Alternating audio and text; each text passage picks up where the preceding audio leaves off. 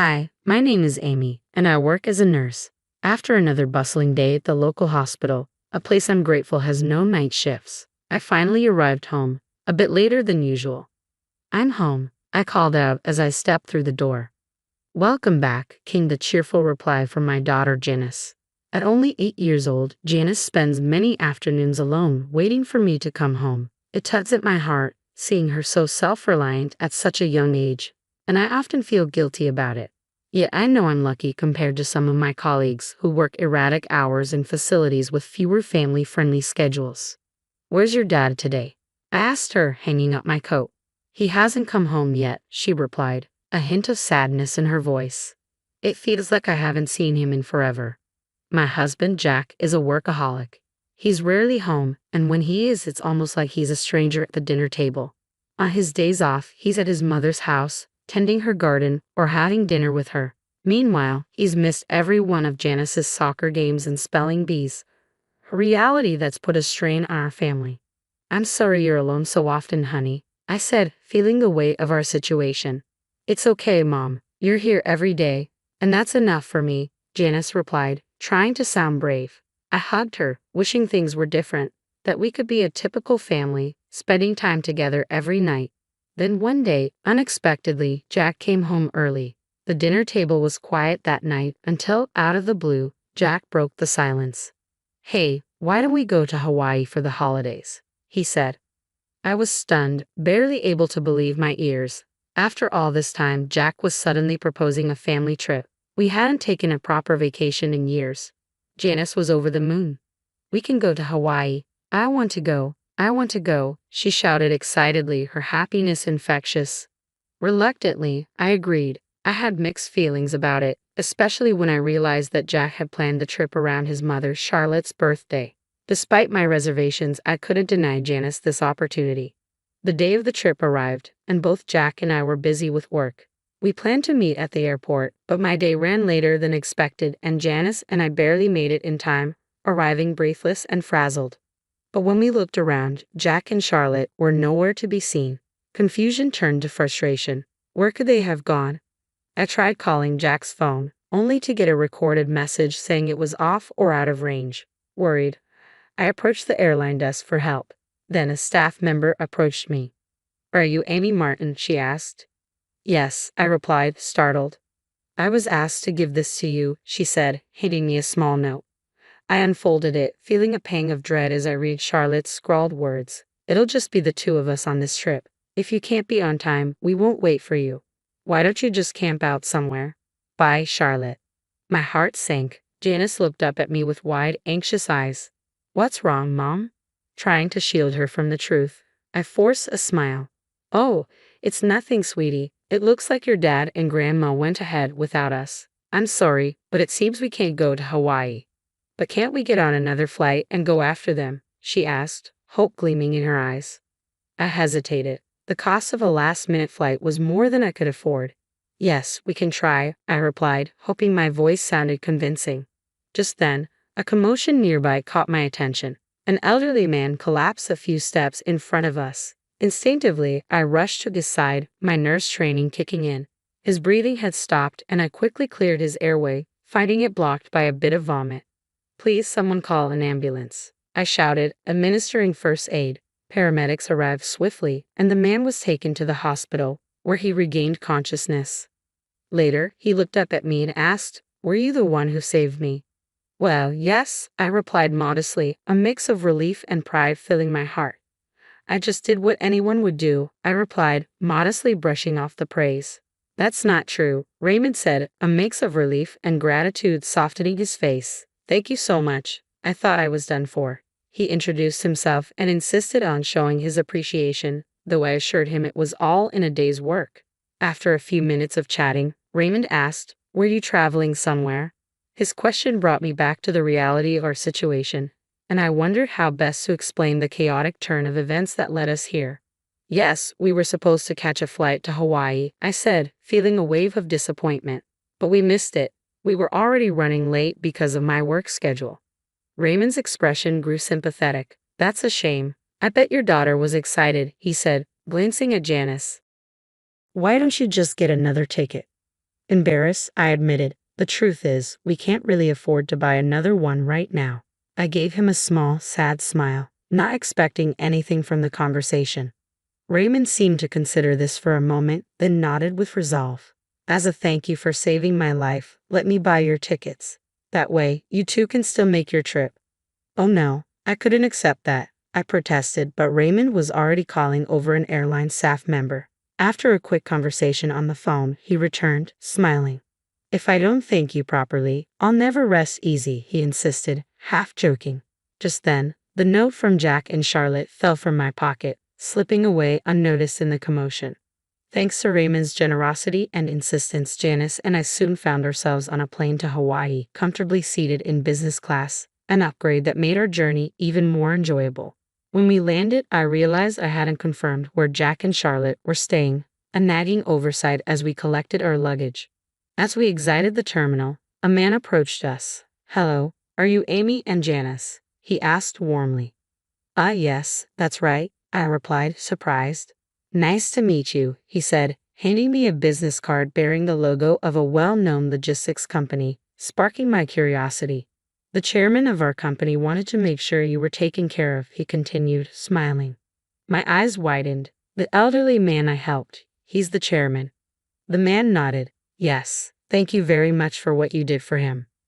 I was stunned. It hadn't even crossed my mind that Raymond, the kind man we'd helped at the airport, was the chairman of a major company. The realization left me a little dazed as he continued. We'll be taking you both to your hotel now, as per the chairman's instructions. Please enjoy your trip to Hawaii. A sleek black limousine awaited us, and as we stepped outside, I felt a mix of excitement and nervousness. I'd never been in such an elegant vehicle before, and I found myself checking my shoes, making sure they were clean before climbing in. Janice's eyes sparkled as she took in the plush, luxurious interior. Wow, this is amazing, she exclaimed, her excitement infectious. As we drove through Hawaii's breathtaking landscapes, the views unfolding through the limousine windows seemed like scenes from a dream.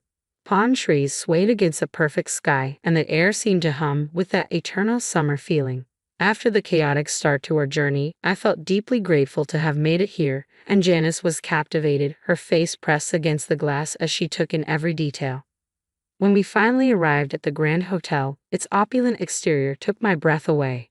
But as we approached the entrance, a sudden worry hit me.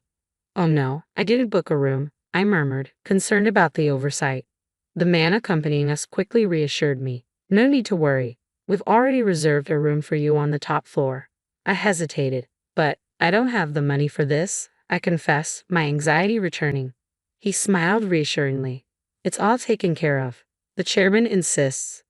I was overwhelmed by Raymond's generosity, and the VIP treatment felt like stepping into a dream. When we entered the hotel and were shown to our room, it turned out to be a lavish suite with an expansive view of the ocean, its vast windows framing a spectacular sunset. It was as if the whole room was a luxurious retreat, more beautiful than anything I'd ever seen. Janice and I stood in awe, gazing out at the stunning scene, filled with gratitude for this unexpected kindness that had transformed our trip into an unforgettable adventure. During our stay, we were assigned a dedicated staff member who was always available to help with any need. Each meal was a work of art. On one memorable evening, they prepared an exquisite steak right before us, turning dinner into a culinary performance that left us speechless.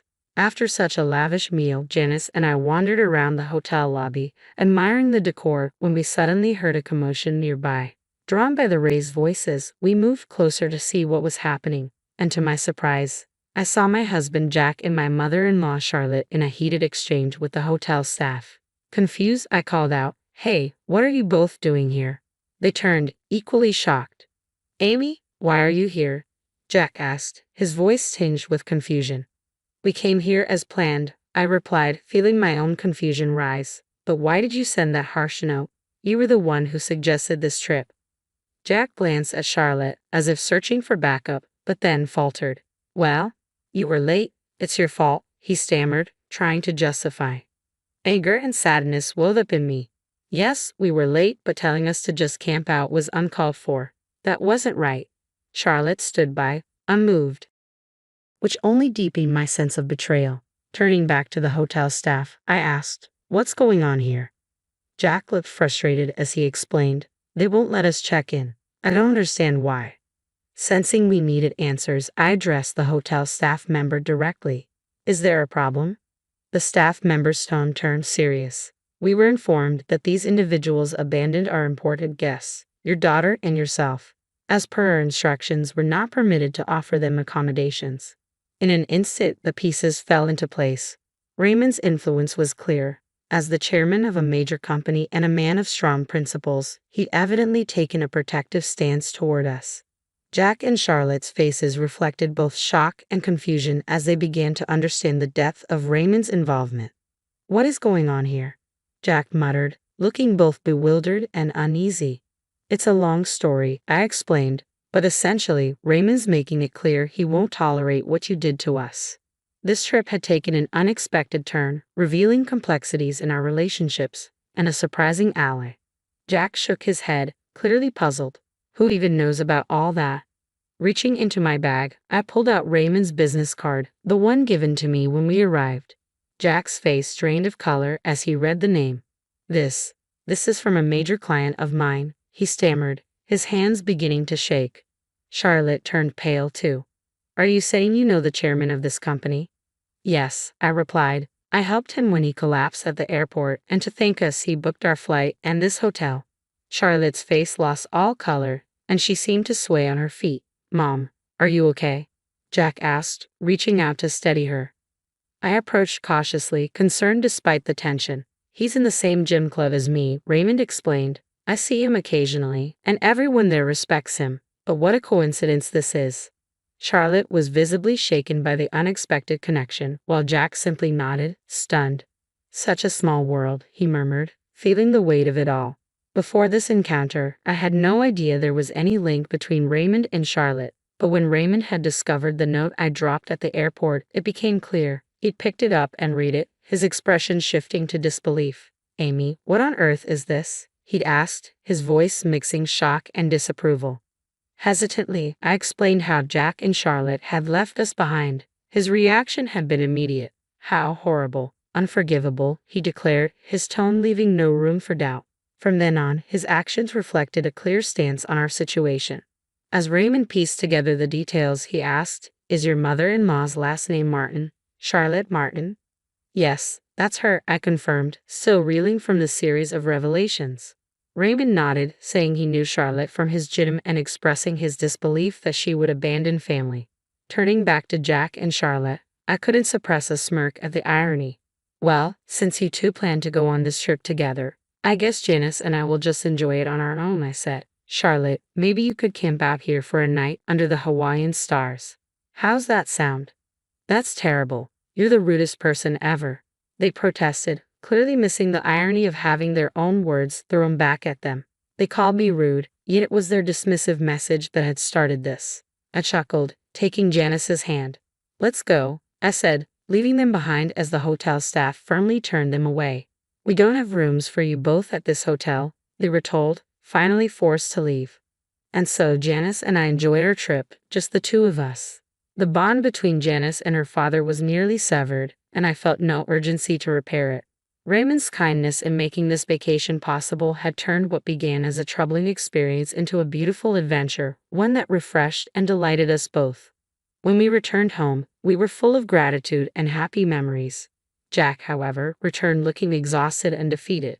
As it turned out, Raymond's influence extended further than I'd imagined. No hotel in Hawaii had been willing to take them in, leaving Jack and Charlotte to camp outdoors. Jack also faced repercussions at work when his boss informed him that Raymond's company was considering canceling their contract due to his behavior. Meanwhile, Charlotte's gym friends grew distant, treating her coldly enough that she eventually left the club altogether. Once dedicated to fitness, she now spent her days in front of the television, a shadow of her former self. This ordeal made it clear that our marriage was over. We decided to divorce, with Janice's custody naturally going to me. I didn't seek alimony or child support, confident in my ability to support her on my own. It all felt surreal, as if fate itself had guided these events. Being late to the airport that day had led me to meet Raymond, an acquaintance of Charlotte's, and that simple act of kindness had brought us an unforgettable vacation. Looking back, I felt no regrets. Jack's priorities had always clashed with mine, often putting Charlotte's needs above ours. Now, with Janice by my side, I felt complete. The joy she brought me outweighed any sorrow from the past, and together, we looked forward to a happy, fulfilling future. Just the two of us.